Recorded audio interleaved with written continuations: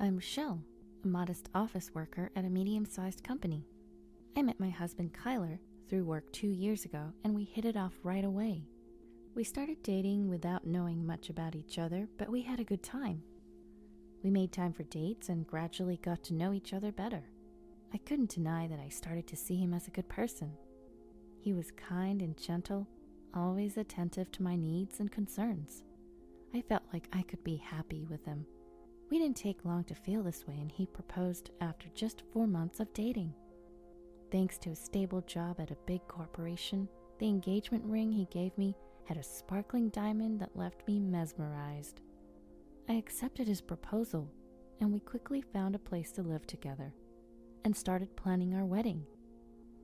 I was looking forward to a grand wedding, but Kyler wanted to keep it small. In the end, we had a modest ceremony with just close family and friends. It's been almost 3 years since we started living together. I'm now 26, still working, and we don't have kids yet. I wanted to work a bit more, and Kyler wasn't keen on having kids either. Well, I took it positively, thinking it just meant more time for the two of us. But I was starting to want a child. As we were about to celebrate our 3rd Thanksgiving together, "Hey, Thanksgiving is coming up. What should we do?"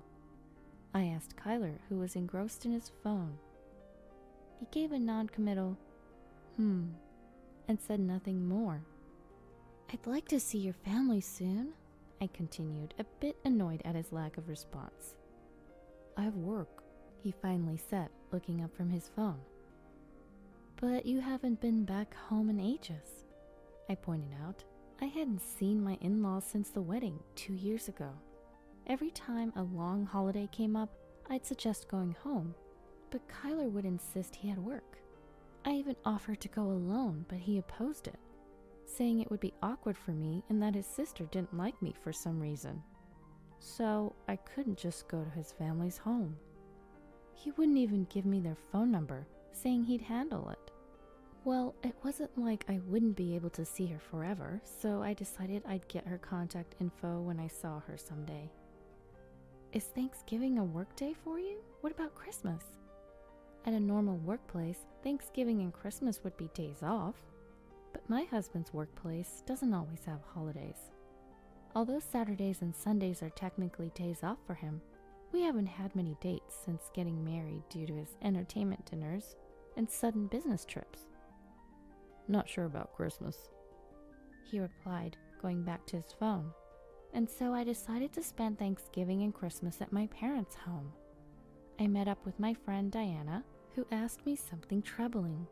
"What do you think about men cheating?" Diana wasn't married yet, but it seemed like something was up with her boyfriend. She asked me in a rather displeased manner.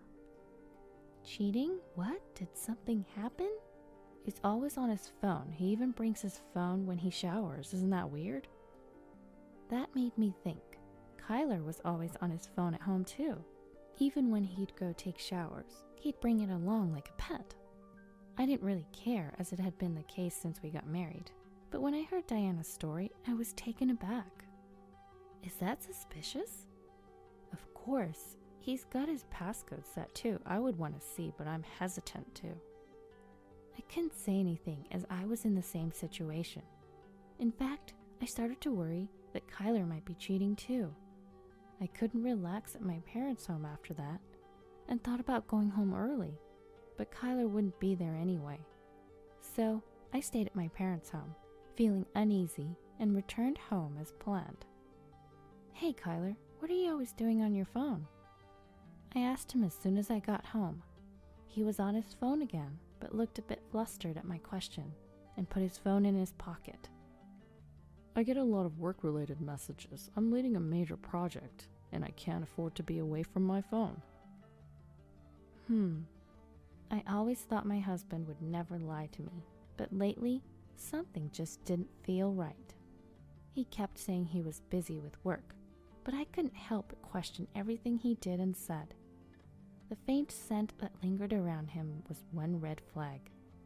He usually got home late, around 11 p.m., and often said he was entertaining clients or working overtime.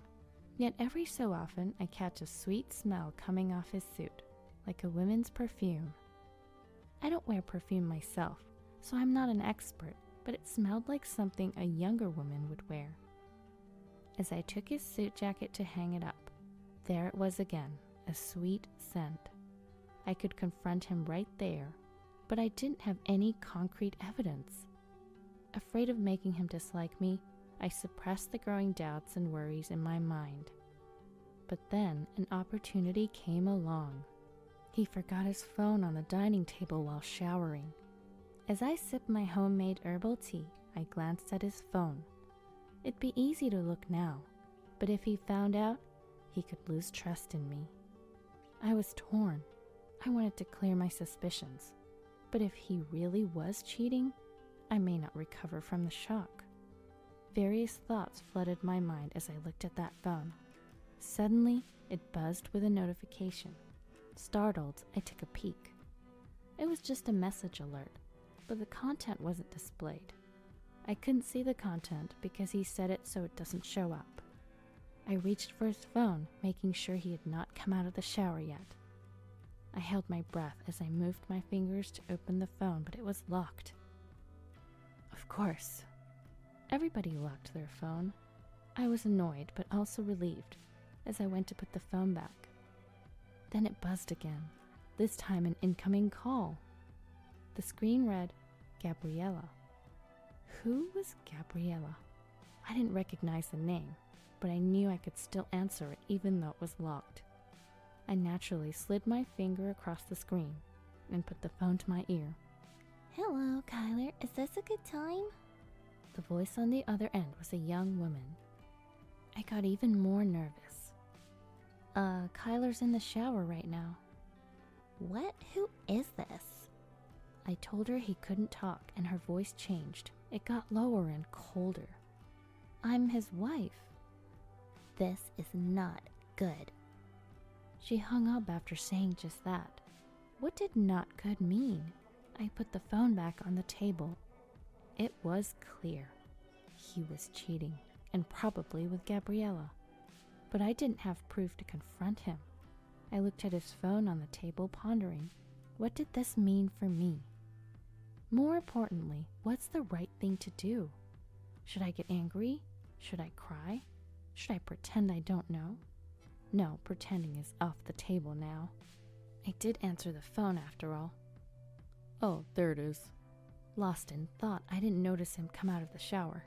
I caught my husband reaching for his phone and looked at him. Was he checking something or typing a message? It was hard to say. Gabriella called. When he heard this, he stopped what he was doing and looked at me. Oh, did she? The moment our eyes met, he averted his gaze and started fiddling with his phone again. Normally, he'd sit next to me after a shower to have a beer, but not this time. He seemed like he was about to leave. Wait, can we talk for a second? I stopped him with a smile and gestured for him to sit. What about? He stayed put, but didn't come closer. Who's Gabriella? A coworker. I bet she's cute. She sounds like it from her voice. Hearing this, he turned his surprised eyes toward me. How would you know? I answered the phone. What? As I continued speaking cheerfully, his face transitioned from surprise to what looked like anger. He stopped towards me and pulled my hand. What's the big idea answering my call like that? I had never heard my husband raise his voice like that before. Though taken aback by his sudden change, I knew I couldn't back down. I stood up, looked him in the eye, and asked, What's your relationship with this Gabriella person? We'd never had a fight since we met. Maybe that's why he looked surprised for a moment. She's just a coworker. His voice softened, and he sat down on a nearby chair. I sat back down too. I couldn't press him further at this point. I'd have to gather evidence later. Just then, his phone rang again. Another call? I asked, noticing his troubled expression as he looked at the screen. He nodded and started to get up, but I grabbed his hand. Answer it on speaker here. If it's work-related, you can turn off the speaker. I suspected it was Gabriella again. I instructed him to let me hear the voice and content. He sat back down and reluctantly answered the call. Kyler, what was that message about? The voice from the speaker was his mother's, so it was his mom. I felt a bit relieved. But he didn't respond, his face turning pale. I nudged him to continue the conversation, but he remained silent. Are you listening? What's this about Rochelle being dead? Tell us where to go. Your father and I are coming to see you right now. His mother raised her voice, frustrated by his silence. I was shocked. What's going on? I'm right here. I looked at my husband, who was trembling, gripping his phone.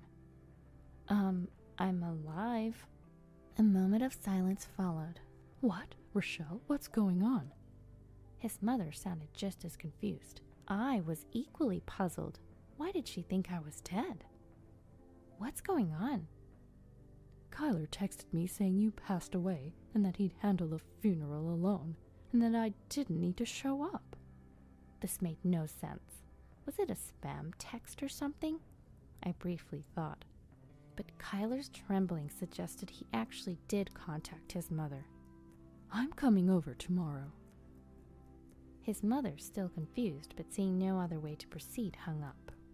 I asked my husband for an explanation, but he said nothing. Fortunately, it was still Thanksgiving break, so I was going to be home. I didn't know he was working, but I told him to take a sick day if he had to, and I went to our bedroom. He didn't come to the room that night, and it seemed like he slept on the couch. The next morning, I woke him up, made breakfast as usual, and we waited for his mother. He didn't say a word and looked scared the whole time. He didn't touch his phone either. I didn't bring up his behavior and quietly waited. Around noon, his mother arrived. Kyler's father was with her, carrying lots of bags. I greeted my in-laws warmly, and they reciprocated with smiles, handing me the bags and explaining they were gifts. There were homemade treats from his mother, famous sweets from a local shop, and lots of cakes. We chatted about trivial things for a while, but Kyler didn't join in, shrinking in a corner. I couldn't ignore it any longer. I made tea for my in-laws, pulled my husband by his shirt to sit next to me, and sat down. What's going on, Kyler? My father-in-law finally broke the awkward silence, looking exasperated at my husband and I. My husband flinched at his voice, lifting his downcast face to look at him. But he quickly looked down again, as if terrified by his father's expression. Spit it out. My father-in-law raised his voice, and my husband started to explain in a shaky voice. Based on my husband's account, he met Gabriella through work shortly after we got married. Initially, they were just colleagues, but things changed when they started working closely on a project. Gabriella confessed her feelings for him.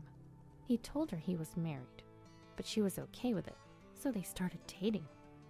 They were together for a little over 2 years. He said all this happened shortly after we got married. At first, he thought it was just a fling, but he started to fall for Gabriella. He considered divorcing me to marry her, but realized he'd have to pay a hefty settlement if he admitted to cheating. So he tried to make my in-laws dislike me, thinking I'd initiate the divorce. He even spread rumors about me to my in-laws and his sister. But my in-laws never showed any signs of disliking me, and I didn't seem to be bothered by it. So he thought about cutting ties with me and paying the settlement. So he told his parents that I had passed away. My in-laws and I were dumbfounded by his foolishness. You're unbelievable. I'm so sorry, Rochelle, about our poor son. My mother-in-law apologized, holding back tears. I told her to look up, and then she looked at my husband. Kyler was visibly shaking, his face pale. If you're willing to pay the settlement, I'm okay with a divorce, I told him, smiling. At that moment, my father-in-law landed a punch on my husband's head. You idiot. Break up with her right now. You've lost your freedom. Go home. My husband was too stunned to resist. Kyler was frightened by my father-in-law's furious behavior, and it looked like he was about to burst into tears. I couldn't help but laugh a little. We'll take responsibility for the settlement, my mother-in-law said, tears streaming down her face. I wrapped my arms around her and smiled at her. Don't worry about it. I reassured her. After hearing all this, staying together seems foolish. I have a job and we don't have kids. I'm sorry I couldn't be a better wife, I said to my mother-in-law after hearing about my husband and immediately losing interest. My in-laws apologized to me over and over again and left the house, dragging my reluctant husband. We divorced shortly after. I claimed a hefty settlement and kept the house. A few days later, I got a call from an unknown number. It was my sister-in-law. Apparently, she had also been misled by Kyler, and that was why she never tried to get to know me. It turned out, both my sister-in-law and I had no hard feelings about each other ever, and she wanted to reach out to me. She wanted to be friends, even though we were no longer sisters by marriage. She said she wanted to meet up. So I agreed to meet with her and ended the call. A few days later, I saw my sister-in-law for the first time since the wedding. We both were happy to catch up, and we quickly became comfortable with each other after chatting and hanging out. From that day on, we stayed in touch and became good friends. She even filled me in on my ex-husband's situation. Apparently, Gabriella had no intention of marrying him. She was just using him for financial support. When I found out, she started making plans to cut ties with him. And apparently she dumped him pretty quickly. He had to quit his job when he moved back in with his parents. And now Kyler's doing manual labor, which he despises, under his father's strict supervision. Hearing all this lifted my spirits. My sister-in-law was probably worried about me, even as she shared this with a smile. I laughed along and told her not to worry, as they planned to keep him under even stricter training. I've learned to be more cautious in choosing a life partner after going through a divorce. I told my sister-in-law that it's all good now, as this experience has led to a positive outcome.